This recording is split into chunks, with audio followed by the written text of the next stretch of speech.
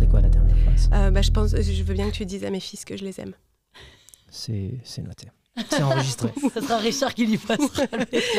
Ce sera très bien. Je suis Pénélope Boeuf, fondatrice de l'agence La Toile, cette agence de communication qui regarde les marques droit dans les yeux et qui fait passer votre entreprise de statut d'entreprise à marque. Et dans On tisse la toile, le podcast qui révèle la face cachée des invités que vous écoutez sur une plateforme d'écoute, que vous regardez sur YouTube, j'ai l'immense plaisir de recevoir Clotilde Dussoulier. Clotilde Dussoulier, c'est une femme qui change des vies, la vie des auditeurs et des auditrices de son podcast de développement personnel. D'ailleurs, on verra si on aime ou pas le terme de développement personnel. C'est quand même le podcast de dev personnel le plus écouté de France. Et Clotilde a changé aussi la vie des lecteurs et des lectrices de son livre et podcast qu'elle a appelé « Change ma vie ». Entrepreneur et master coach certifié, Clotilde est la référence du coaching de vie en France. Grâce à ses conseils, elle accompagne celles et ceux qui la suivent à être enfin alignés avec leurs valeurs et leurs aspirations en se posant les bonnes questions, de la bonne façon, pour créer la vie extraordinaire qui leur ressemble. Et sa méthode, parce qu'il y a une méthode quelque part, pour kiffer sa vie, c'est de se réveiller tous les matins en se disant « J'adore ma vie et je sais que le meilleur reste à venir ». Clotilde, bonjour. Bonjour Pénélope. Est-ce que ce matin, tu t'es dit « J'adore ma vie, je sais que le meilleur reste à venir ». Oui. C'est vrai. Oui, c'est vraiment... En fait, cette phrase, elle représente les deux étages du bonheur. C'est le fait d'être à la fois bien dans la vie qu'on est en train de vivre, donc ça c'est le j'adore ma vie, et en même temps en construction de la suite. Parce que une situation de vie statique, en fait, on ne peut pas être bien dedans. On a besoin de ces deux éléments. Mais si un matin où on se réveille, on ne se sent pas bien dans sa vie, est-ce qu'on va quand même dire j'adore ma vie ? Alors, je pense qu'il y a toujours des choses à adorer dans sa vie. C'est-à-dire que, tu sais, il y a le biais de négativité du cerveau, donc on peut se réveiller avec la vue sur l'ombre, et donc on peut se dire, ok, il y a ça qui va pas, mais j'ai de bonnes raisons d'adorer ma vie par ailleurs. Mais il y a des moments où on est dans un stade de sa vie où on n'adore pas sa vie, et là, pas de panique. C'est simplement qu'il faut essayer de se poser les bonnes questions. Alors, pas nécessairement de voir le positif s'il n'y a rien de positif à voir, mais se poser de bonnes questions pour se dire qu'est-ce qui me manque pour adorer plus ma vie et aller dans ce sens-là. En fait, finalement, pour moi, l'ennemi, c'est le surplace. C'est le ça va pas, je sais pas où aller, je sais pas ce que je fais, mais je ne fais rien de spécial, ni pour me sentir mieux, ni pour aller chercher ailleurs quelque chose qui me conviendrait mieux. Et en même temps, parfois, quand on fait du surplace, c'est parce que justement, on n'arrive pas à se bouger. Alors c'est un peu un serpent qui se mord la queue, c'est-à-dire qu'on n'a pas du tout envie, on n'y arrive pas. C'est ça, et en fait il faut à ce moment-là déplacer le cadre à travers lequel on regarde le problème, et le problème c'est qu'est-ce qui me manque aujourd'hui, c'est-à-dire qu'est-ce qui fait qu'aujourd'hui j'ai l'impression de plus avoir de ressources, j'ai l'impression de plus croire en rien, j'ai l'impression de plus avoir d'idées. Ça en soi, ça peut être les contours du problème qu'on cherche à résoudre. C'est ok chouquette, peut-être t'as juste besoin de dormir, peut-être t'as juste besoin de te lâcher la grappe un petit moment, voilà, on a besoin de différentes choses à différents moments, et le piège dans lequel on tombe souvent, c'est l'impression qu'il faudrait toujours aborder son quotidien et sa vie avec le même rythme, la même énergie, la même détermination, la même confiance. Et en fait, non. Ça peut aller et venir, mais il faut s'apporter ce dont on a besoin selon les phases. Et comment est-ce qu'on identifie ce dont on a besoin, justement, quand on est seul ? Un premier point d'entrée, c'est la dimension émotionnelle de notre vie qui, pour tellement de gens, n'existe pas. Enfin, selon l'environnement dans lequel on a grandi, l'éducation qu'on a reçue. C'est-à-dire ?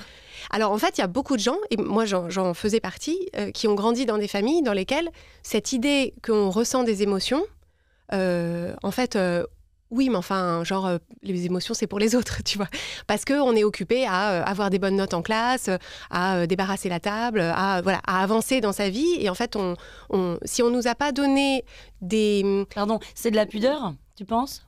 Alors, moi, je pense que c'est générationnel, beaucoup. Qu'il y a eu des générations dans lesquelles, franchement, les émotions, c'était un peu secondaire, tu vois. Oui. Les gens qui sont nés après la guerre, tu vois.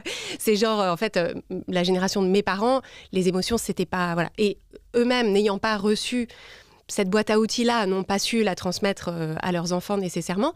Et il y a effectivement... Alors, ça peut être de la pudeur, mais je pense qu'il y a aussi beaucoup cette idée qui est souvent véhiculée que les émotions, c'est la partie faible.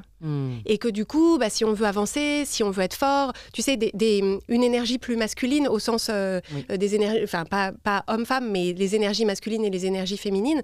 Et que si on veut avancer, il va falloir se couper de tout ça parce qu'en fait, on n'a pas le temps là de savoir comment tu te sens. Et donc, a fortiori, moi, j'ai pas le temps de savoir comment je me sens parce qu'il faut que j'avance. Et donc, pour revenir à la question, pour savoir de quoi on a besoin, on peut commencer par apprendre à se demander comment on se sent. Parce qu'en fait, nos émotions nous éclairent sur une partie de ça. Selon les émotions que je ressens, ça m'indique qu'est-ce qui est en train de se passer dans ma tête, qu'est-ce qui est en train de se passer dans mon corps, qu'est-ce qui est en train de se passer dans mes relations, dans mon environnement, dans mon travail. Et donc, c'est une bonne clé d'entrée, qui n'est pas toujours la plus confortable. Parce que si on se coupe de nos émotions, c'est parce que on n'aime pas trop les ressentir. Mais c'est vraiment un passage obligé. Et la bonne nouvelle, c'est que c'est aussi... ça crée beaucoup de connexions avec soi, beaucoup de connexions avec les autres. Donc, on y gagne plus que simplement une meilleure connaissance de ses besoins. Mais donc, ça veut dire que la personne qui n'est pas vraiment dans l'émotion doit se dire, bon, comment je me sន់aujourd'hui ? Mais en fait, est-ce qu'elle peut réussir à le savoir ? Alors, il y a des outils. C'est-à-dire qu'en fait, déjà, il y a un vocabulaire des émotions. Donc, nous, par exemple, on propose ce qu'on appelle la palette des émotions. Et en fait, ça paraît élémentaire, mais il y a très peu de gens qui ont un vocabulaire d'émotions qui va plus loin que je me sens bien, pas bien, ou je me sens... Et encore triste, souvent les gens se l'avouent pas parce que être triste, tu sais, il y a toute cette positivité toxique, tu vois, faut pas dire que t'es triste parce que ça va plomber tout le monde. Donc tu vois, c'est souvent on se sent bien, pas bien, stressé, chill, en forme, pas en forme, mais bon, c'est déjà bien de savoir dire si tu te sens bien ou si tu te sens pas bien, parce qu'il y a des gens qui se sentent juste rien, tu vois. Et ça, bon, on se dit... Donc là, il y a des outils qui permettent, donc selon les personnes, selon que les gens sont plus connectés à leur discours intérieur ou connectés à leur ressenti du corps, on peut le prendre par là ou par là. Mais voilà, c'est des outils à explorer. Il n'y a pas de recette qui fonctionne pour tout le monde, mais c'est vraiment important de mettre quelque chose en place. Et on doit forcément se faire accompagner ou lire ton livre ? Enfin, est-ce que tu crois que tout seul, on peut y arriver ? Alors, il y a des outils qui se prennent bien en main en autonomie. Donc, typiquement, cette palette des émotions et des questions comme ça qui permettent de s'auto-interroger. On peut aussi, en lien avec des gens en qui on a confiance, c'est-à-dire des amis, on peut discuter de ça. Là où c'est utile de se faire accompagner, c'est quand on poursuit par ailleurs des objectifs et qu'on sent qu'en fait, on est bloqué par des choses qu'on n'arrive pas à identifier. Et en fait, c'est cette idée que quand on est à l'intérieur du bocal, on ne peut pas lire l'étiquette. Et en fait, quand tu es toi-même prise dans ton discours intérieur, dans le regard que tu portes sur toi, dans des modes de fonctionnement que tu as adoptés depuis longtemps, en fait, tout ça, ça te paraît la normalité. Et donc, c'est assez difficile de prendre du recul sur soi-même. À force de le faire, on y arrive, mais on est forcément limité. Et donc, en fait, c'est en ça que le coaching fait gagner beaucoup de temps. C'est en fait de se trouver dans un échange dans lequel il y a quelqu'un de bienveillant, mais de non investi, extérieur à soi, qui renvoie ce que le coach ou la coach observe et qui dit « j'ai l'impression que, moi, dans ce que tu me dis, j'entends que ». Si tu essayais ça, qu'est-ce que ça te fait ? Mais qui ne va pas te dire quoi faire, qui va juste te faire des propositions pour que tu puisses voir si ça résonne, si ça ne résonne pas, et donc y voir plus clair pour toi. Et toi, tu fais du coaching pour des gens qui sont actifs, ou ça peut être aussi pour du perso et rien à voir avec quelqu'un d'entrepreneur qui est seul ? Est-ce que tu peux l'accompagner ? Alors, nous, le type de coaching qu'on pratique chez Change Ma Vie, c'est ce qui s'appelle du coaching de vie. Donc, en fait, c'est une méthode et des outils et des compétences qui fonctionnent pour l'humain à 360 degrés. C'est-à-dire qu'en fait, le coaching de vie considère que l'être humain n'est pas différent selon qu'il est dans son job, dans son couple, au déjeuner le dimanche avec sa famille, etc. Et donc, en fait, l'idée, c'est d'apporter des clés qui permettent de se comprendre pour mieux avancer dans tous les domaines de sa vie. Donc, généralement, ce qui se passe, c'est qu'une personne vient au coaching avec une problématique principale qui peut être du domaine professionnel, du domaine personnel ou relationnel. Et en fait, en résolvant cette problématique-là avec des outils et des compétences qui servent dans toute la vie, en fait, ça permet de transformer par effet de halo, si tu veux, le reste. Donc, parce qu'en fait, souvent, les difficultés qu'on rencontre dans le domaine professionnel se manifestent aussi. Alors, soit ont des conséquences, soit se manifestent à peu près, c'est-à-dire ce que tes stress avec l'autorité ou le regard extérieur, il n'y a pas de mystère. Tu les as aussi voilà, dans ton groupe d'amis, dans ta famille, etc.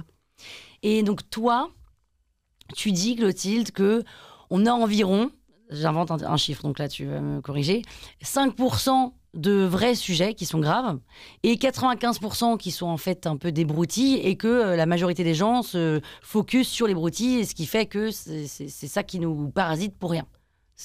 Est-ce que c'est un peu ça ? Alors, je pense pas l'avoir jamais formulé comme ça.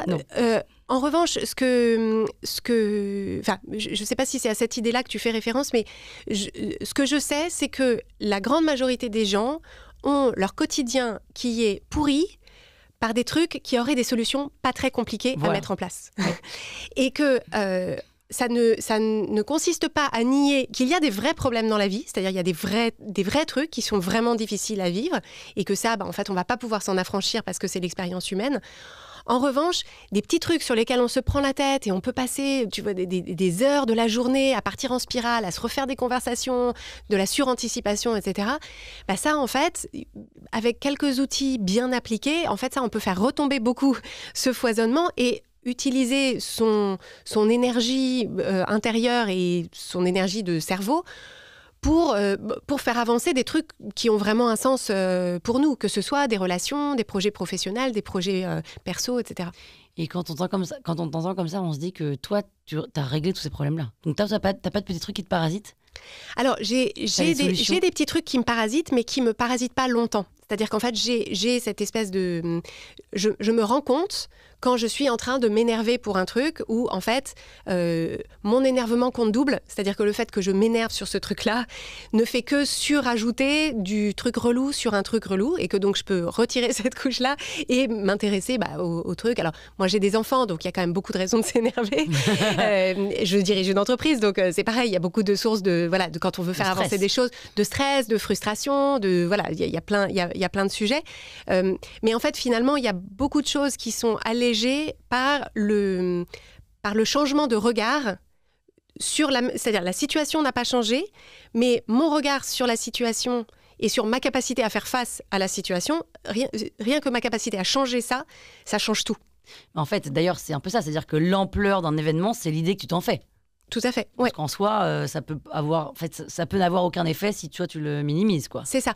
Et même quand on pense à des sujets, parce que je sais bien que les gens qui nous écoutent disent oui, mais quand même, si j'ai un diagnostic, ça quand même c'est un vrai problème, etc. Oui. Si j'ai un diagnostic de santé, tu vois, parce que les gens tout de suite, tu sais, quand on parle de ces choses-là, les gens vont tout de suite au scénario. Pire. Essaye de pousser le raisonnement dans ses retranchements, ce qui est très bien. Mais ça, c'est plutôt dans les 5%. Enfin, c'est plutôt dans la partie grave. C'est ça. Mais même ça, en fait, c'est vraiment important de se dire, si on reçoit un diagnostic de santé, tu vois, on t'annonce que tu as un gros pépin. Il y a le gros pépin, ça c'est factuel et il va falloir le gérer, mais ensuite tout ce que tu peux rajouter comme pensée de résistance, donc pourquoi ça tombe sur moi et comment je vais faire pour, et est-ce que les gens vont penser que, etc. Ben ça en fait tu surajoutes. Donc si tu t'affranchis de ça, ben, il reste le diagnostic et le pépin de santé sans doute, enfin c'est sûr, mais tout le reste tu peux avoir... Ça on peut ne plus avoir ce reste. Alors il est probable que ton cerveau commencera toujours à échafauder ça. Et en fait, ce qui change tout, c'est le fait de pouvoir repérer que tu es en train de faire ça et désescalader l'affaire, tu vois. Quand tu parles d'outils, on s'imagine... moi, je m'imagine des outils logiciels, mais pas du tout. J'imagine que c'est des outils intellectuels. Alors, ce que j'appelle des outils, c'est en fait... c'est une métaphore pour une solution concrète que tu vas pouvoir mettre en place dans une situation particulière. Okay. Donc, c'est, par exemple, je remarque que je suis en train de procrastiner sur un truc, un projet. qu'est-ce que je vais pouvoir... en fait, la plupart des gens, face à une situation de procrastination, se jugent ou, en fait, fuient la situation. Se jugent et donc fuient la situation, ce qui ne fait que empirer la procrastination. Mais déjà, s'ils admettent qu'ils procrastinent, c'est bien. C'est déjà beaucoup. Oui. Ouais, tout à fait. Mais l'idée, c'est de se dire, OK, la procrastination... C'est un phénomène du comportement humain, donc tout le monde procrastine à des degrés divers. La question, c'est quand je remarque que je suis en train de procrastiner, qu'est-ce que je peux sortir de ma boîte à outils comme questionnement, comme astuce, comme changement de regard qui va me permettre de surmonter cette procrastination ou en tout cas de comprendre ce qu'il y a dedans et donc de quoi j'ai besoin pour en sortir. Et donc en fait, c'est ça que j'appelle des outils, c'est face à une situation de difficulté, quelles compétences est-ce que tu peux avoir apprises préalablement que tu vas pouvoir mettre en place? Et donc, typiquement, la procrastination, c'est quand tu n'arrives pas à faire un truc que tu voulais faire, c'est soit que tu as perdu de vue pourquoi il fallait que tu le fasses, c'est-à-dire que tu le fais parce que tu crois qu'il faut, mais en fait, il faut que tu te remettes, OK, pourquoi est-ce qu'il faut que je fasse cette déclaration, remplir ce papier, ce machin? Des impôts avant demain. Voilà. Donc, soit t'as perdu de vue ça, soit c'est juste quelque chose qu'en fait, t'as pas envie de faire. Enfin, en fait, ça correspond plus à ce que tu voulais faire, donc c'est pas grave, on oublie, on passe à autre chose. Si tu sais pourquoi est-ce que tu le fais et qu'effectivement, il faut que tu le fasses, ce qui peut te manquer ensuite, c'est comment le faire. Si ça se trouve, tu te dis qu'il faut le faire, mais au moment, tu fais un refus d'obstacle parce que tu sais pas comment. OK, comment est-ce qu'on fait? Quelle est la première étape? Comment est-ce que tu peux commencer à te mettre en action? Mais c'est dur tout seul, Clotilde, ça, de se dire ça. En fait, c'est vraiment... c'est dur quand on ne sait pas le faire et c'est dur quand on n'a pas suffisamment pratiqué. Et donc, typiquement, le coaching, c'est à ça que ça sert. C'est de pouvoir dire à des personnes, selon les murs dans lesquels la personne se cogne, c'est de lui dire, je pense que voilà les compétences dont tu as le plus besoin pour fluidifier ton quotidien et tes projets. Et donc, on va travailler là-dessus, et puis tu vas pratiquer. Et puis, une fois que ça, tu sais le faire et que du coup, ça te vient naturellement, eh ben, qu'est-ce qu'il y a d'autre qui bloque dans ta vie? Est-ce que tu veux qu'on regarde d'autres sujets? Mais en fait, pour moi, ce qui est vraiment important à comprendre, c'est que à l'école, on apprend plein de choses extraordinaires, mais on n'apprend pas... On n'apprend pas à décoder nos propres modes de fonctionnement et à travailler avec nos modes de fonctionnement plutôt que contre. Et en fait, pour moi, c'est une des choses qu'apporte le coaching et que j'essaye d'apporter sur le podcast Change ma vie et dans le livre, c'est dire aux gens, votre mode de fonctionnement, il est normal, c'est comme ça que fonctionne un être humain, mais vous avez besoin du mode d'emploi, en fait. Vous avez besoin de savoir pourquoi vous vous sentez comme ça, pourquoi vous faites comme ci ou comme ça, sans vous juger et juste en se disant, en fait, il me manque des compétences et donc je vais les acquérir, je vais les pratiquer, après elles seront intégrées, puis je passerai à autre chose. Comme on fait pour tout dans la vie, en fait. Oui. Mais d'ailleurs, combien de temps il faut pour avoir les clés, les outils et pouvoir répondre à toutes ces questions-là? Alors, moi, mon opinion fondamentale, c'est qu'en fait, c'est jamais terminé. Et moi, je trouve ça chouette parce que je trouve que c'est une exploration humaine. Je trouve qu'une des clés de l'épanouissement, c'est d'être assez passionné par sa vie intérieure et par son propre mode de fonctionnement, parce que du coup, on s'ennuie jamais.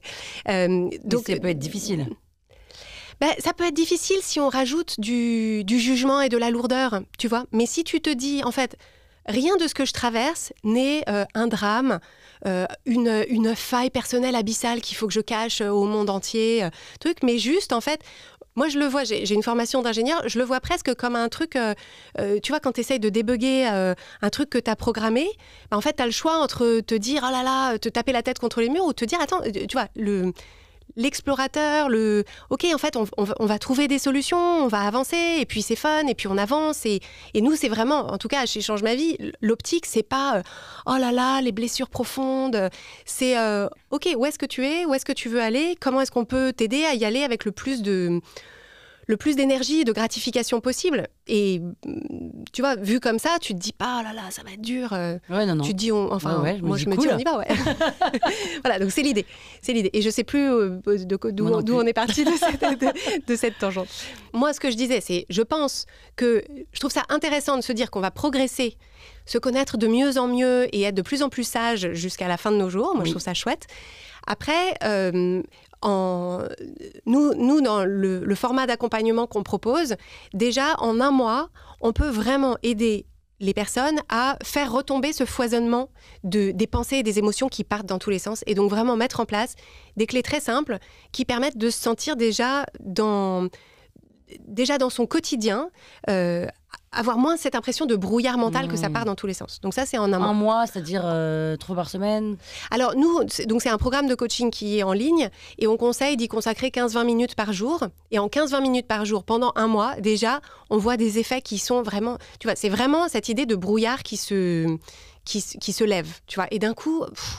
Déjà, il y a un soulagement parce que tu sens que tu vois plus clair. Donc, ça ne veut pas dire que tous les problèmes de ta vie sont résolus, mais ça veut dire que d'un coup, tu t'es remis dans une position où tu te dis « Ok, je commence à comprendre le type de questions qu'il faut que je me pose, le type de, les petits changements d'angle qui changent tout à fait la perspective. » Et du coup, ça te donne l'énergie pour ensuite mettre en place la méthode Change ma vie, donc développer ta vision, c'est-à-dire clarifier à quoi tu aspires dans ta vie, qu'est-ce qui te fait envie pour les bonnes raisons pour toi, c'est-à-dire pas ce qu'on t'a dit de vouloir, mais ce que toi tu veux. Et ensuite, comment est-ce que tu te mets en action d'une façon écologique pour toi, donc sans t'épuiser, et en avançant un petit peu tous les jours pour sentir, en fait, pour moi, le plus important, c'est le changement de regard sur soi. C'est-à-dire que, en fait, dans le passage à l'action, moi, c'est pas agir pour agir. C'est, en fait, à partir du moment où tu as enclenché une démarche et où chaque jour, ou tous les 2 jours, tu avances un petit peu dans ce sens-là, ce que tu te racontes sur toi a déjà changé parce que tu te dis, je suis quelqu'un qui avance, je suis quelqu'un qui fait, je suis quelqu'un qui se lève de sa chaise et qui avance. Et ça, en fait, ça crée cet élan qui ensuite s'auto-entretient parce que comme tu as changé de regard sur toi, c'est cette identité-là que tu emportes partout ailleurs. Tu as déjà fait la démarche, quoi. Exactement. Et c'est presque satisfait ou remboursé? Enfin, t'es sûr qu'après 1 mois, tous les gens qui passent par ta formation, ils lèvent le brouillard? Alors, les personnes, par exemple, on avait relevé des stats sur la progression et la dernière fois qu'on a mesuré, 91,5% des personnes qui s'inscrivent voient des changements dans la première semaine. Waouh! Donc vraiment, c'est vraiment des clés qui sont très efficaces. Et en fait, ce qui change beaucoup dans le coaching tel qu'on le propose, c'est le fait d'être engagé dans cette démarche avec d'autres personnes qui sont engagées dans une démarche similaire. Parce qu'en fait, il y a une chose que l'être humain déteste faire, c'est faire un truc nouveau seul. Et en fait, mais oui, parce qu'en fait, à chaque fois que tu fais quelque chose de nouveau, ton cerveau cherche à te retenir en te disant « Mais attends, mais qu'est-ce que tu fais? Mais pourquoi tu vas là? Si ça se trouve, ça va pas marcher. Si ça se trouve, tu vas pas y arriver, etc. » Et du coup, le cerveau regarde autour et dit « Mais est-ce que les autres, ils sont en train de faire pareil? Non, personne n'est en train de faire ça. Donc, lâche-la faire. Rentre chez toi. Tu vois, retourne te coucher. » Mais le fait d'être dans une démarche dans laquelle il y a d'autres personnes qui se sont engagées, qui ont la même démarche, alors sur leur propre problématique unique, bien sûr, mais il y a une espèce de normalisation, d'inspiration et de soutien mutuel qui fait que ça tranquillise cette partie de notre cerveau qui est perpétuellement en train de se dire « mais t'es sûr ?» Parce que là, on voit, et en plus, cet effet de normalisation, tu étais bien placé pour le savoir, on se compare énormément à des gens dont on ne voit que les photos sur Instagram, donc on se dit, il n'y a que moi qui galère, il n'y a que moi qui stresse, il n'y a que moi qui m'en sors pas, il n'y a que moi qui part en spirale. Alors que tout le monde. Et là, en fait, quand tu les vois, tu vois la personne qui dit, il s'est passé tel truc, je suis partie en spirale parce que machin, et t'es là, moi aussi, il n'y a pas que moi, tu vois l'autre personne qui avance, tu te dis, elle avance, moi aussi, enfin, voilà, donc il y a vraiment ça qui a un gros impact. Elle consiste en quoi exactement ta formation ? Alors, c'est un programme de coaching en ligne.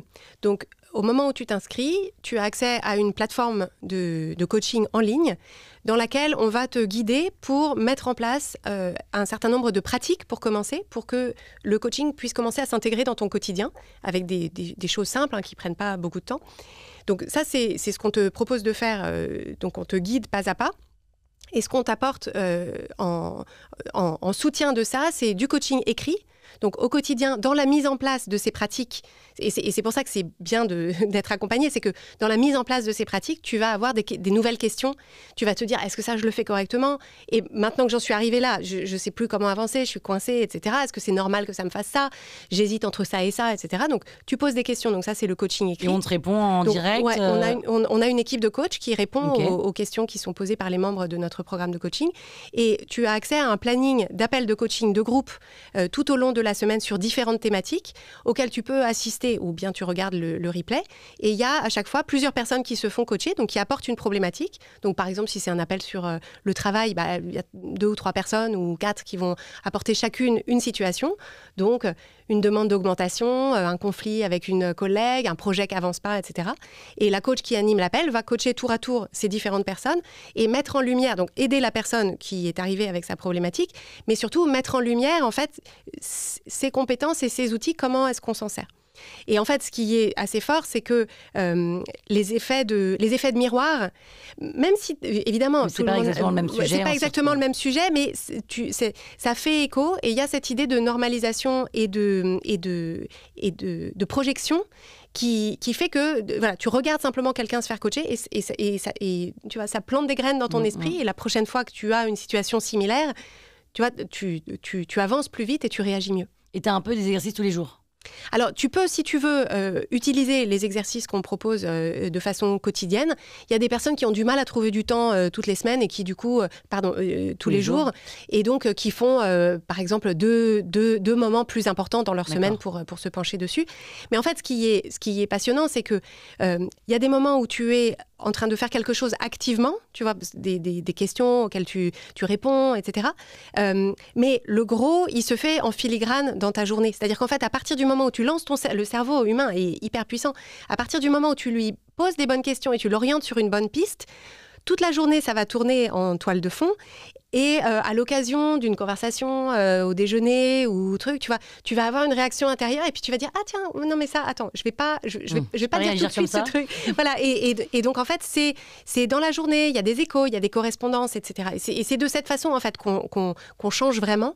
C'est en ayant cette alternance d'apprentissage et d'intégration, Donc c'est bien si on reste pas sur son canapé pendant le temps du coaching, quoi. Faut quand même qu'il se passe un peu des choses. Oui, c'est ça. Et c'est pour ça qu'il y a une vraie différence entre lire un livre ou écouter un podcast ou discuter avec un ami et changer vraiment. Bien sûr. Clotilde, on n'a pas du tout posé, j'ai pas du tout posé la première question qui est normalement un tu préfères. Oui. Tu préfères que le monde ne soit peuplé que d'êtres toujours très bien dans leur peau, dans leur tête, très heureux, si tant est que le mot heureux puisse exister, bref, et positif, mais du coup, t'as plus de boulot. Ouais. Ou un monde où il n'y a que des gens un peu dépressifs, mais du coup, t'es multimillionnaire. Et surtout, tu t'éclates parce que tu fais un truc que t'aimes, quoi. Alors, là où pour moi, c'est... pour les gens, je préférais la première version. Le seul truc, c'est que je sais comment fonctionne le cerveau humain et qu'en fait, si tout le monde était heureux tout le temps, on ne ressentirait pas qu'on est heureux parce que c'est le contraste qui crée l'appréciation de... Pour pouvoir se sentir bien, il faut savoir ce que c'est de ne pas se sentir bien. J'ai le droit de botter en touche dans les tu préfères ? Normalement, non. Je préférerais le premier parce que sinon, on va m'envoyer des cailloux. Donc, Et alors, quand on fait du développement personnel, déjà, développement personnel, est-ce qu'on aime ce terme ou pas ? Alors, moi, j'aime bien le terme dans sa signification littérale, c'est-à-dire le fait de se dire j'ai envie de me développer personnellement, c'est-à-dire de grandir, de nourrir mes forces, de mieux me connaître, etc. Là où le terme est potentiellement un peu problématique, c'est qu'il a des origines dans des courants de pensée un peu ésotérico. Voilà, il y a eu un peu des dérives autour du développement personnel, d'embrigadement. Donc, c'est un peu délicat de se situé dans cette veine-là parce qu'il n'y a pas que du bon. Néanmoins, moi, je trouve que cette idée de nourrir sa croissance personnelle, du développement personnel, au moins les gens... Pour moi, c'est un peu un raccourci. Les gens comprennent globalement de quoi on parle. C'est parfois plus facile de parler de développement personnel que de coaching, parce que le coaching, les gens ne savent pas tellement mieux ce que ça recoupe. Mais c'est vrai que c'est une vraie difficulté, je pense pour les personnes qui nous écoutent, qui peut-être exercent le métier de coach, c'est qu'en fait, on souffre d'une lisibilité pas parfaite de ce qu'on fait, comment on le fait. Donc, il faut faire cet effort d'explication. Il y a plein j'imagine, de façons différentes de le faire. Donc, c'est très multiple. c'est plein de modalités différentes. C'est un marché qui n'est pas régulé du tout. Donc, en fait, tout le monde peut dire... voilà. Et il y a à boire et à manger. Il y a des dérives sur lesquelles, en plus, il y a eu une attention médiatique évidemment plus marquée. Donc, voilà. C'est pas évident d'être... tu vois, quand j'étais ingénieure en informatique, c'était plus simple de dire ce que je faisais. Ça suscitait moins de conversations aussi, mais... Oui. Est-ce qu'on peut dire que les coachs et ceux qui font du développement personnel sont un peu... comment je dis cette phrase ? Sans m'insulter, tu veux dire ? Non, pas du tout. Voilà, non, mais en plus, pas du tout. J'arrive pas là. Les ostéos des psys. Tu vois ce que je veux dire ?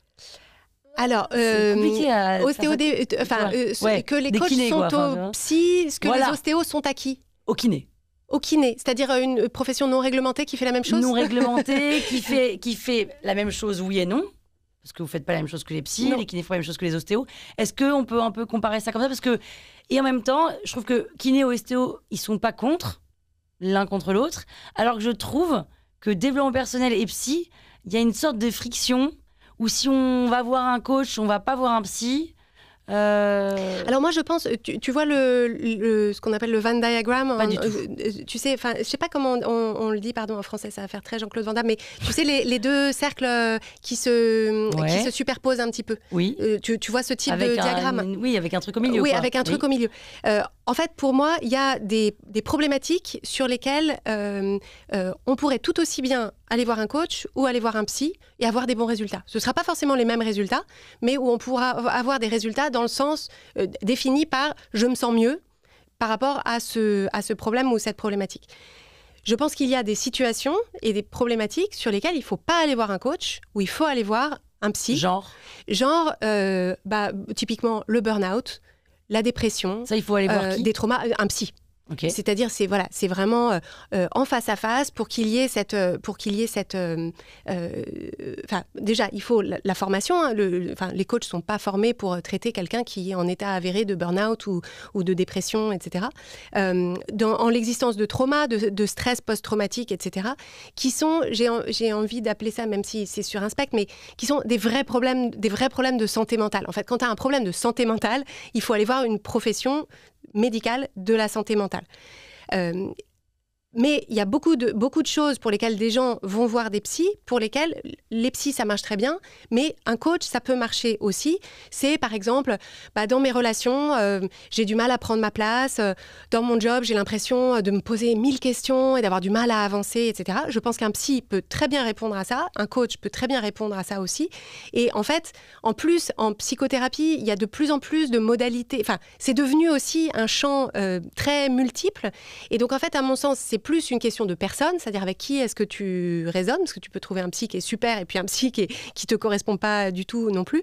Donc pour moi, c'est pas du tout une guerre de chapelle, c'est plus une question de dans quoi est-ce qu'on a envie, dans quel type de démarche est-ce qu'on a personnellement envie de... Je pense que c'est un choix qui est assez individuel.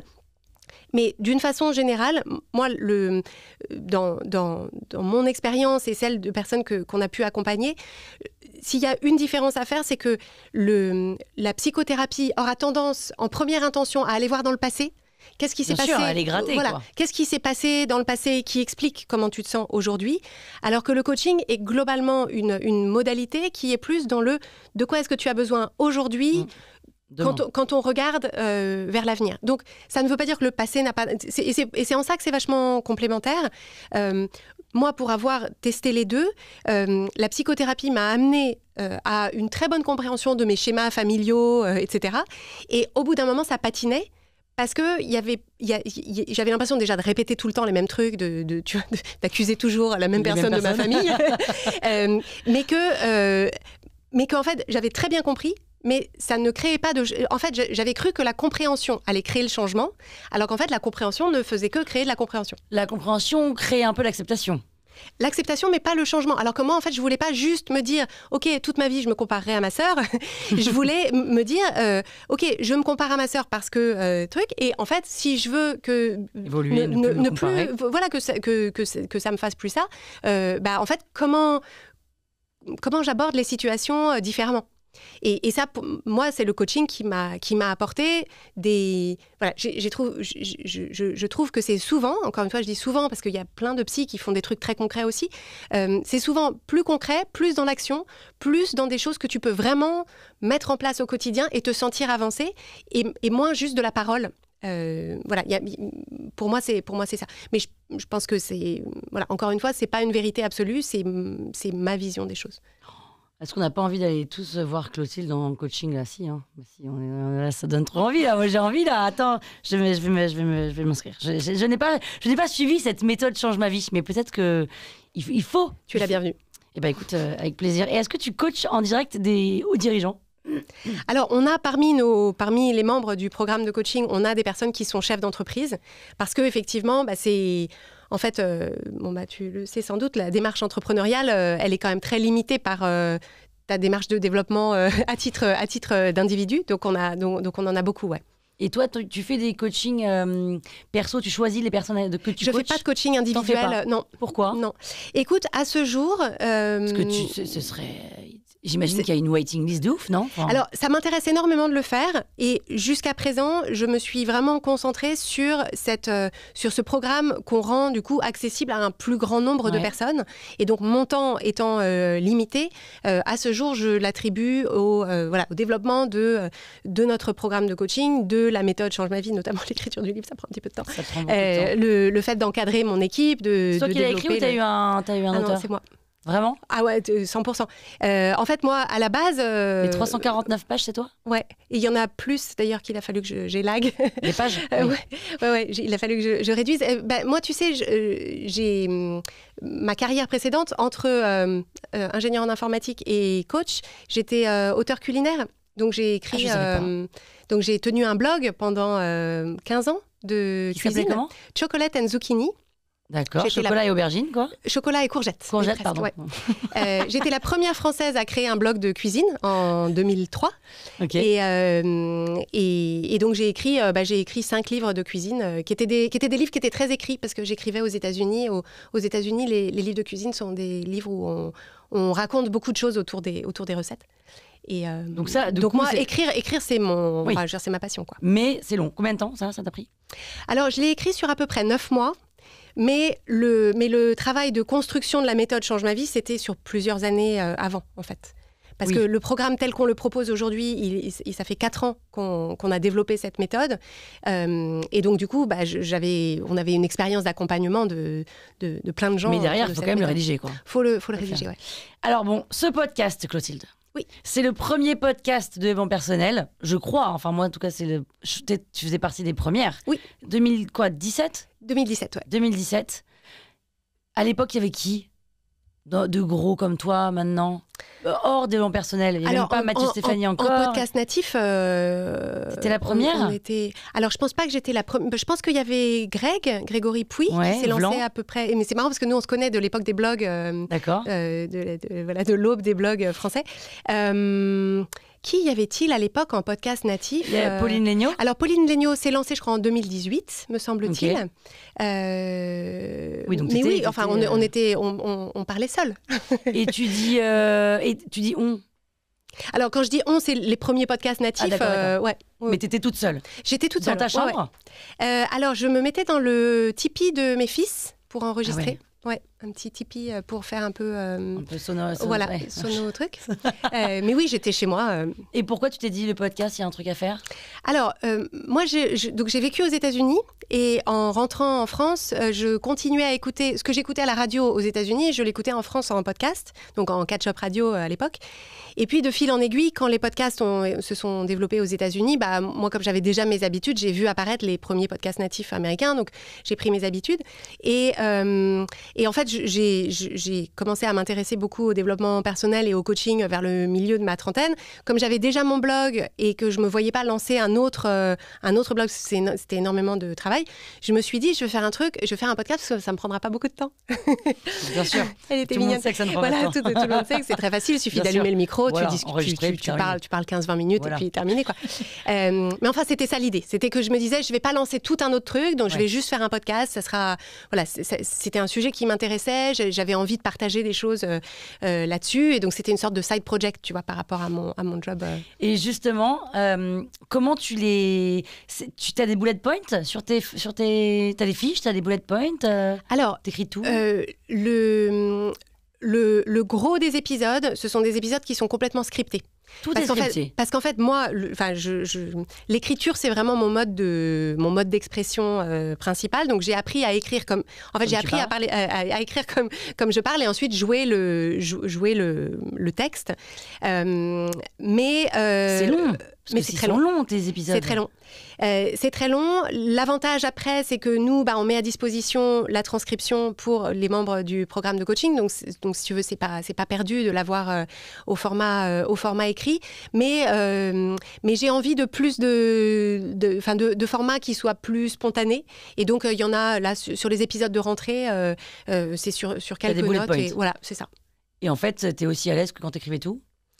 En fait, moi je trouve, donc ça c'est un petit truc qui intéressera les gens qui ont des podcasts, c'est que en fait c'est juste que ça joue pas sur la même énergie. L'avantage d'avoir scripté, c'est que je peux scripter en plusieurs fois à des moments où j'ai l'énergie, le temps, et au moment où j'enregistre, je n'ai besoin que d'avoir l'énergie de jouer mon texte. Alors qu'en fait, si j'ai des bullet points, ça veut dire qu'il faut que j'enregistre à un moment où non seulement j'ai les cheveux propres si je veux faire la captation vidéo, mais il faut aussi que ce soit un moment où il n'y a personne chez moi, et donc tout ça. Et il faut que j'ai l'énergie, la verve, etc. pour être convaincante. Et tu mets beaucoup plus de temps à enregistrer, j'imagine, un épisode de bullet point qu'un épisode scripté. Parce que tu te reprends et tout, machin, ou non? Alors, il y a ça, mais en fait, je pense que les épisodes scriptés peuvent du coup être plus construit et plus complexe. Ouais. Là où si c'est en bullet point, il faut que ce soit un petit peu plus droit au but, parce que sinon, en fait, je risque de me perdre dans les méandres des explications et donc perdre mes auditeurs. Aujourd'hui, tu fais, si tu veux pas le dire, tu fais combien d'écoutes par mois? Écoute, on a, alors en total depuis le début de la diffusion, depuis 2017 depuis 2017, on a fait 40 millions d'écoutes. C'est beau, hein. Et je crois qu'on est à peu près à... je ne veux pas dire de bêtises, mais aux alentours de 200-250 000 par mois, c'est possible? Ouais, ça doit m'étonne être à peu près ça. Que tu fasses pas plus. Écoute, je regarderai. Oui, voilà, je regarderai. Ouais. Et c'est qui les autres développement personnel? Alors, il y a Métamorphose de Anne Guéquière. C'est pareil? C'est le même genre? Alors, on n'a pas la même vibe, mais c'est du développement personnel au sens des gens qui veulent réfléchir à leur vie intérieure. Oui, mais c'est pas la même démarche, je trouve, dans le... C'est pas la même démarche, c'est plutôt des formats d'interview. Oui, en plus, oui. Mais ok. Mais il y a le podcast Émotion de Louis Média, qui est aussi sur les émotions. Non, mais non, Clotilde Soulier, c'est le podcast de développement personnel, voilà. Moi, j'ai envie que ce soit celui-là. Non, mais en plus, c'est vrai. Moi, je demande à des gens, ils me disent change ma vie, change ma vie, change ma vie. J'adore sa voix. Alors là, dans les bureaux, tout le monde était là. Ah, on adore Clotilde, tu me prêteras son livre, tu me prêteras son livre. Enfin, bref, voilà. Est-ce qu'on peut, question très bizarre, est-ce qu'on peut être à fond dans le développement personnel? Non. Quel est le lien? Quel est son rapport? C'est compliqué parce que c'est compliqué.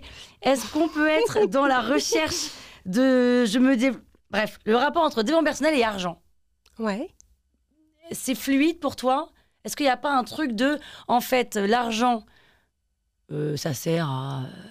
Finalement, ça sert à manger, hein, parce que sinon c'est un peu vain, l'argent. Et donc, est-ce que tous les gens qui sont vraiment dans le développement personnel à essayer d'être une personne meilleure et d'aller mieux, ils sont pas en quête d'argent? Et con ma question ou pas? Alors, est-ce que tu parles de personnes qui proposent des prestations de développement personnel? Non, genre moi je fais... En fait, moi qui suis... j'écoute ton podcast tous les jours. Ah oui, et donc du coup, est-ce que les questions financières... Est-ce que je transcende les questions financières par mon développement personnel? Alors, moi, je pense que l'argent est politique et que c'est surtout cette dimension-là que je trouve intéressante. C'est-à-dire que je trouverais ça dommage de se dire j'ai une vie intérieure tellement paisible que le pouvoir de l'argent, je ne veux plus l'exercer. Ok.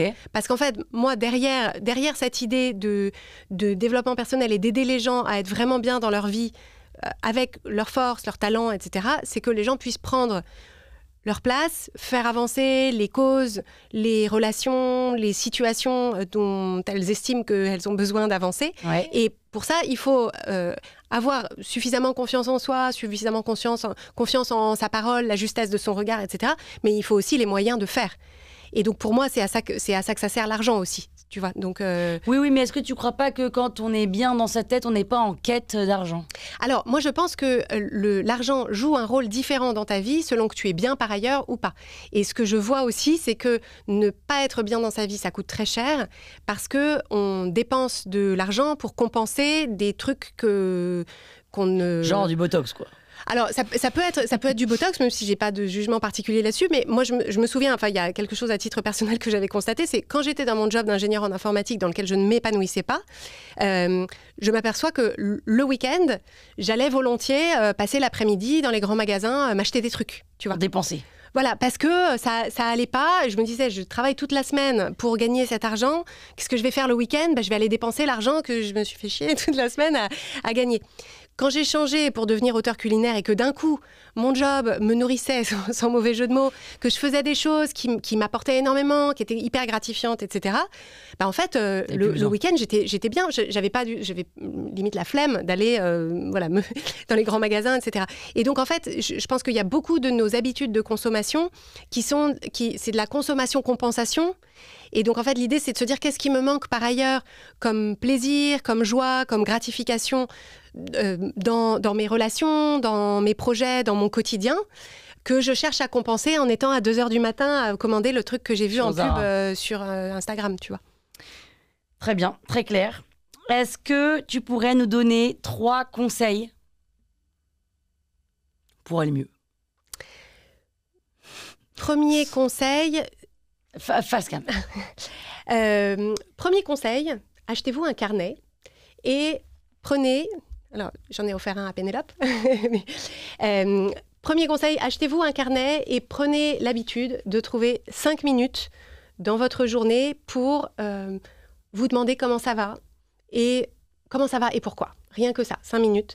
Parce que ça permet de se mettre en position d'observation de ses pensées, de son petit vélo intérieur. Et donc, une première distanciation qui permet déjà de se dire c'est pas étonnant que je me sente comme ça, vu ce que je suis en train de me dire. Ou, en fait, ce truc où ça fait 3 jours de suite que je me prends la tête là-dessus, en fait, il va peut-être falloir faire quelque chose là-dessus. Donc ça, c'est le premier conseil. Le deuxième conseil, c'est trouver le moyen de vous connecter à vos émotions. Vos émotions ne sont pas l'ennemi, c'est la clé d'énormément de choses. Donc il y a plein d'épisodes de Change ma vie sur l'accueil des émotions, la connexion aux émotions, etc. Et puis il y a des choses dans le livre La méthode Change ma vie. Et le troisième conseil, ce serait... qu'est-ce qu'on peut dire, le troisième conseil pour aller mieux ? Oser faire un petit pas. Ouais, c'est de vous dire qu'est-ce qu'il faudrait que je fasse aujourd'hui pour être fière de moi ce soir. Et puis vous le faites. Juste un petit truc. Facile.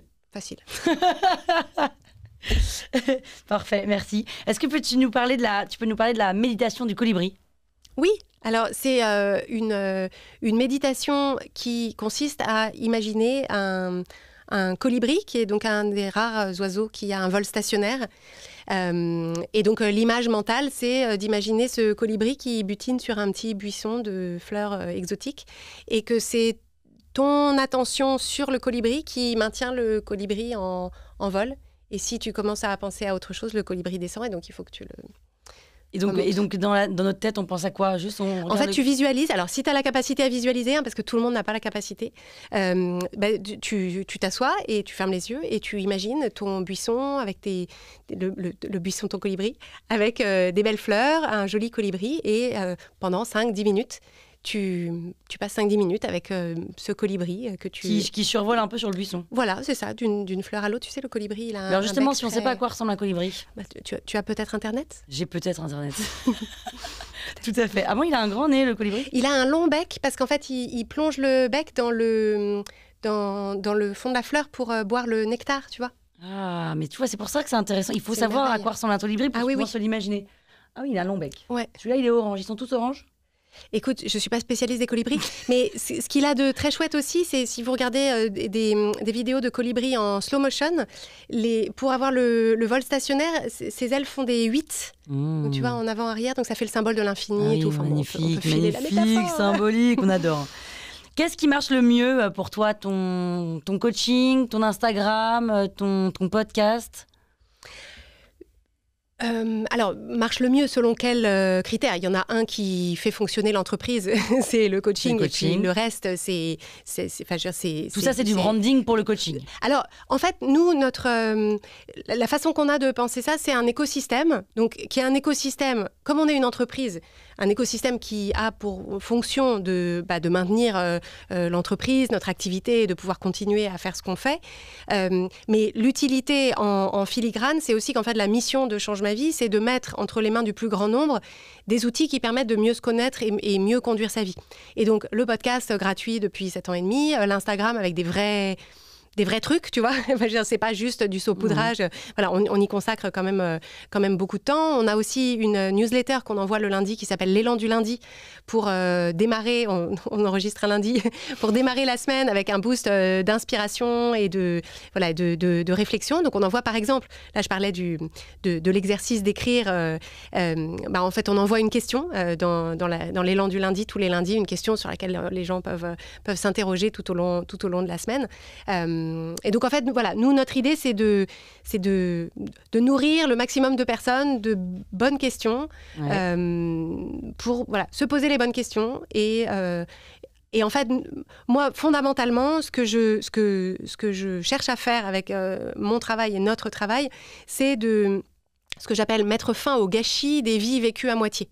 Donc en fait c'est ces vies où en fait au lieu de déployer pleinement tu vois, la merveille qui est, la merveille que tu es, avec ton humour, ta joie, tout l'amour que tu pourrais donner, tous les talents que tu pourrais déployer, etc. Et ben en fait, tout ça, c'est gâché par le fait qu'au quotidien, tu te prends la tête pour des trucs qui n'ont aucune importance, que tu n'oses pas, que tu te racontes que tu laisses d'autres gens te raconter que, etc.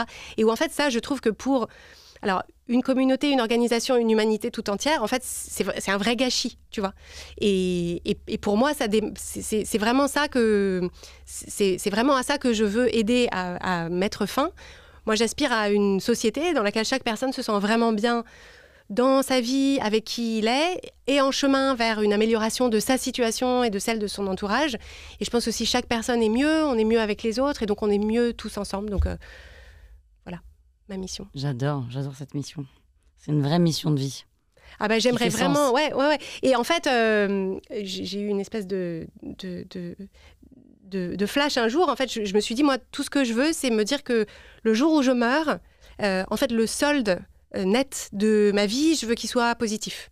C'est-à-dire, j'ai sans doute vexé des gens, il y a des gens à qui j'ai pas répondu. Enfin, il y a des trucs que j'ai fait pas géniaux, sans doute.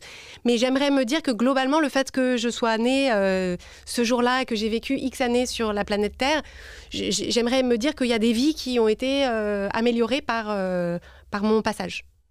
Pourquoi tu lances pas une école ? Alors, une école à destination de... une école de coaching, je sais pas, est-ce qu'on pourrait faire ça ? Alors, on nous demande beaucoup. La méthode Change ma vie. Donc, pour l'instant, on fait de la formation interne uniquement pour les coachs qui interviennent. Mais moi, je trouve... ça m'intéresse énormément de labelliser, d'aider les coachs. Ouais. Oui, ça pourrait être une piste. Moi, je pense qu'il y a déjà beaucoup d'écoles de coaching, un gros foisonnement d'écoles de coaching. Donc, il faudrait voir... est-ce que j'ai envie de me lancer dans ça. Après, moi, ce qui m'intéresse aussi, c'est de pouvoir... parce qu'on a comme projet, ensuite, c'est la Fondation Change ma vie, qui pourrait mettre ces outils à disposition de populations qui, spontanément, soit n'ont pas les moyens, soit ne se tournent pas vers ça, alors même que des outils de compréhension de soi et de conduite de sa vie, elles en auraient particulièrement besoin. Et donc ça pourrait être notamment en direction des étudiants. Parce que moi, je sais que si j'avais eu tout ça en main quand j'avais 18 ans, mais alors bon, j'ai pas envie de refaire la trajectoire de ma vie parce qu'elle m'a amenée là, mais voilà, je pense que j'aurais pu prendre beaucoup. Écoute, je pense que j'aurais gagné beaucoup de temps en fait. J'aurais gagné beaucoup de temps. Alors après, est-ce que le but, c'est de gagner du temps? Je ne sais pas. Mais je me serais épargné beaucoup de larmes, beaucoup de prises de tête, beaucoup de journées foutues en l'air. Finalement, c'est l'arme, comme tu le dis, c'est ce qu'on veut gagner du temps. C'est l'arme et tout, c'est ce qui t'a fait toi, et c'est hyper riche. Oui. C'est aussi parce qu'on larme, on pleure, on se ramasse qu'on y arrive. C'est ça. Mais je trouve quand même qu'il y a eu pendant pas mal de temps de ma vie, avant de découvrir ça, tu vois, aujourd'hui, quand je pleure, j'ai vraiment l'impression que de l'autre côté, ça va vraiment mieux. Je comprends à quoi servent mes larmes, ça m'aide à avancer, etc. Alors qu'en fait, j'ai le sentiment que pendant pas mal d'années de ma vie, j'avais l'impression de tout le temps revenir face au même truc que j'arrivais pas. Et en fait, c'est hyper frustrant. Ouais. Donc oui, bien sûr, on peut se dire des années de frustration, voilà, il fallait que je les vive pour comprendre, tu vois, de l'autre côté. C'est juste qu'en fait, je me dis, voilà, ça change la trajectoire d'une vie, de se dire, de savoir s'écouter, pas s'écouter dans le sens ironique du terme, tu vois, tu t'écoutes trop, mais de savoir entendre qu'est-ce qu'elle dit, ta petite voix intérieure, ton intuition, de quoi tu as besoin, comment tu te sens, etc. Sans en faire une génération de nombrilistes. Mais parce qu'en plus, enfin... la société des réseaux sociaux, où tu vois, enfin du coup, leur discours intérieur, leur petite voix, les pauvres chouchous qui sont nés avec un téléphone dans les mains, mais comment tu fais pour entendre ce qu'il y a à l'intérieur de toi quand en fait t'es complètement pollué par... D'ailleurs, tes clients, ils ont quel âge ? Alors, on a une grande variété on couvre une assez large palette. On a des personnes qui ont début ou milieu de trentaine, tu vois, qui souvent se posent des questions au moment d'avoir leurs premiers enfants et où c'est le séisme. Des personnes qui sont un peu plus tard dans leur vie, ou au contraire, si elles ont eu des enfants, les enfants commencent à gagner un peu en autonomie, et donc c'est genre, ok, et donc moi maintenant ouais, c'est genre nouveau chapitre. Et on a aussi des personnes qui sont en fin de carrière, à la perspective d'une retraite, et où là, pareil, il y a cette idée de, en fait, si j'arrête de travailler, qui suis-je? Et est-ce que j'ai envie de penser que à partir de maintenant, c'est la dégringolade jusqu'à la tombe? Ou est-ce que j'ai envie d'aborder ça en me disant, c'est, tu vois, 60 is the new 20, et en fait, le meilleur reste à venir, même à 60 ans. Ou... Mais t'as pas de 25 ans? T'as pas les jeunes? On n'a pas trop, on n'a pas trop les jeunes. Parce qu'ils sont pas là-dedans, peut-être. Alors, je pense qu'ils sont là-dedans, mais que ils utilisent beaucoup de gratuits. Parce que, en fait, la problématique aussi des étudiants, et c'est pour ça que la Fondation Change ma vie aurait vocation à aider des populations qui n'ont pas les moyens. Et donc, en fait, je pense que c'est une génération qui se fabrique, j'allais dire qui se bricole, mais c'est condescendant, mais qui se fabrique une approche avec les tutos YouTube, des vidéos YouTube, des podcasts, des trucs, et c'est très bien. Mais tu peux faire beaucoup de choses avec le gratuit, mais après, une démarche structurée où tu as cet environnement où tu es guidé, ça apporte une autre dimension. Change ma vie aujourd'hui, c'est combien de personnes? On est 10.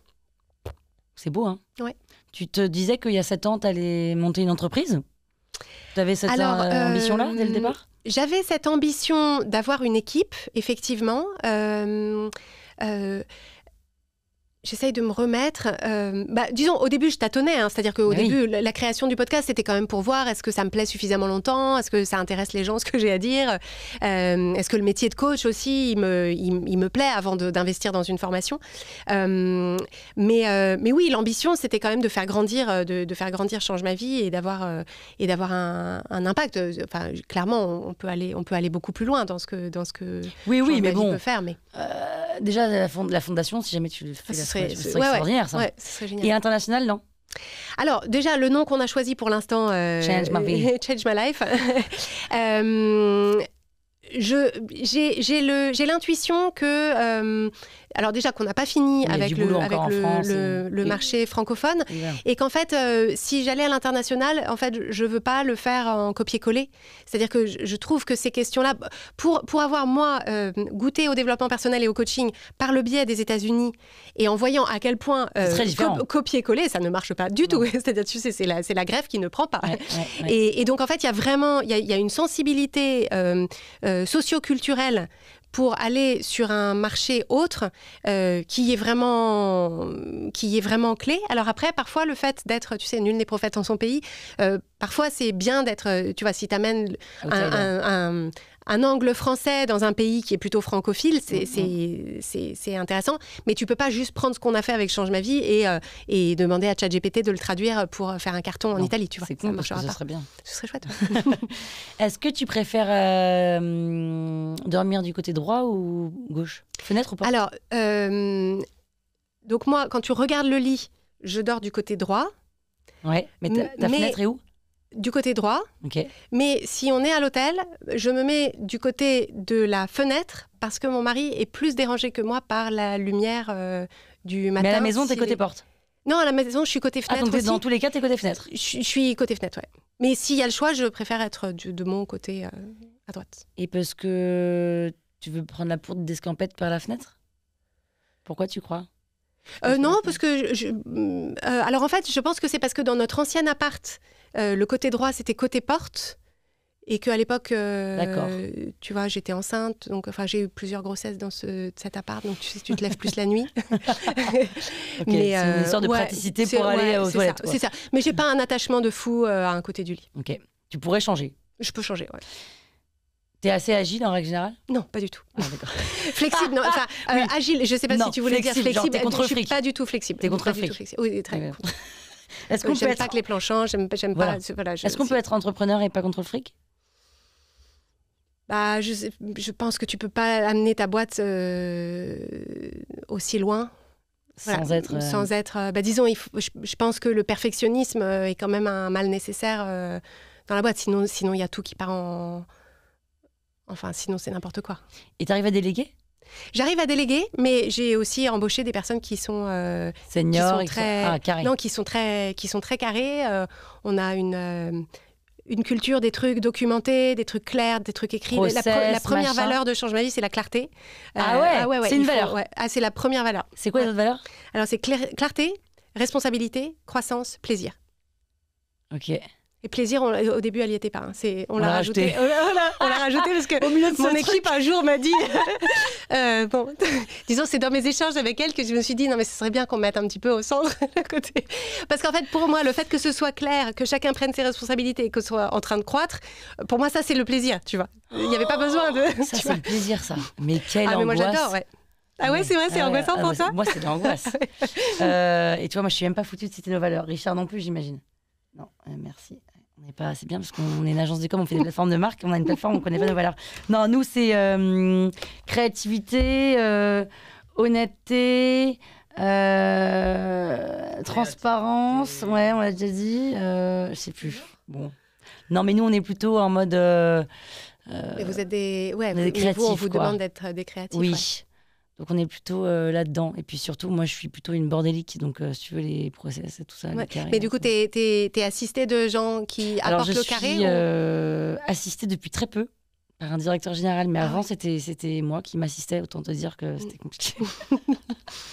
Qu'est-ce que tu penses de l'ayahuasca? Écoute, je trouve ça intéressant conceptuellement. T'as déjà fait? Non. T'as pas envie?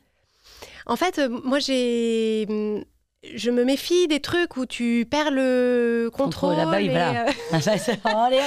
Surprise.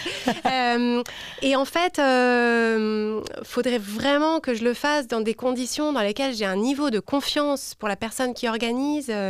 Tu vois, je connais personne qui... Alors, je veux dire, évidemment pas en France. Mais c'est toujours un peu à l'arrache. Enfin, pas à l'arrache, mais c'est toujours safe, mais bon. Bah, toujours safe. Mais tu connais des gens qui sont restés coincés? Non. Non, mais je connais des gens qui en sont pas ressortis mieux. Ah bon? Tu vois? Bah ouais, parce que tu vois, ça te réveille des démons, des machins. Tu vois, si le démon, il est pas reparti avant la fin. De se dire qu'avec une potion, donc en gros, on boit une potion d'herbe, hein, et là, on tripe pendant des heures, et l'idée, c'est de retrouver un peu son enfant intérieur et d'aller chercher. C'est fou de se dire. En fait, c'est juste que moi, pour avoir un peu écouté des trucs sur, tu sais, les thérapies assistées par différents psychotropes, je sais pas si tu as écouté, il y a une mini-série qui a été faite là-dessus, où en fait, on s'aperçoit qu'il y a surtout des personnes qui ont des traumas. En fait, ça peut faire de la réactivation de trauma. Et en fait, ils se réveillent. Et, encore pire qu'avant. Pire qu'avant, parce que si tu veux, le psychisme humain, on contrôle pas tout. Hein. Enfin, et donc, en fait, je trouve que c'est un peu des trucs d'apprenti sorcier. Et voilà, je sais pas si moi, j'aurais envie de tu vois, voilà. Donc, ceci étant dit, moi, j'ai pas genre un stress post-traumatique. Donc, si tu veux, si tu as l'impression d'avoir tout essayé et de garder une souffrance atroce au quotidien et qu'on te dit, bah, essaye ça, ça peut pas être pire, tu vois, je pourrais l'envisager. Mais moi, aujourd'hui, j'ai pas une souffrance dans ma vie qui me conduit à prendre un risque comme ça pour essayer de... Non, c'est juste le Il y a la côté, curiosité, voilà. bien sûr, mais tu vois, le bénéfice-risque, je suis pas... Donc, tu n'es pas du tout aux drogues? Non. Ah, moi non plus. Je crois qu'en effet, les contrôles fric ne sont pas drogues. Bah, je pense que c'est Il y a un assez truc, antinomique, quoi. un peu. La perte de, la perte de contrôle. Ok, est-ce que tu suces les têtes des crevettes? Non. Non, mais je les donne à mon mari. Qui adore. Qui adore. J'aime beaucoup ton mari. Je finirai par ces mots. Clotilde, j'aime déjà beaucoup son mari. Est-ce que tu préfères que ce podcast ne sorte jamais, ou qu'il sorte, mais qu'il soit jamais écouté par personne? Je préfère qu'il sorte et qu'il soit écouté par personne. Parce que voilà, comment ça existera. Toi et moi, on saura. Merci Clotilde. Parfait. Merci Pénélope. Merci à toi. Super. C'était trop bien, c'était super. Quand il dit ça, c'est que c'était super. Ah bah c'est cool, merci. Allez,